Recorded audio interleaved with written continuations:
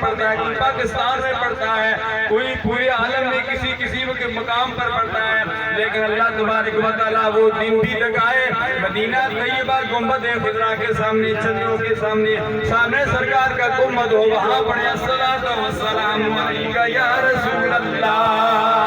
سبحان اللہ۔ الحمدللہ دنیا میں صلاۃ والسلام پڑھتے ہیں، سرکار کا میلاد مناتے ہیں، وہ دن دور نہیں، ہم قبر میں بھی سرکار کی خدمت میں صلاۃ والسلام پڑھیں گے۔ اس لیے تو علامہ جمیل رحمان الرحیمی فتویٰ فرمایا کرتے تھے، میں وہ سنی ہوں جمیل قادری، مرنے کے بعد میرا لاشا بھی کہے گا الصلاۃ والسلام۔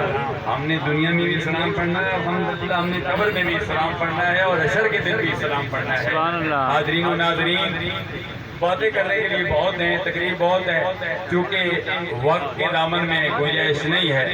میں چاہتا ہوں، میں بہت کچھ بیان ہو چکا، اور میرا ایک اپنا انداز ہے، میں حالات کو دیکھتا ہوں، حالات کو دیکھ کر گھنٹے کی تقریر میں 5 منٹ میں کر دیتا ہوں، جو گھنٹہ بیان کرنا ہوتا ہے وہ 5 منٹ میں بیان کر دیتا ہوں، اور وقت کے حالات کو دیکھا جاتا ہے اور دیکھنا چاہیے۔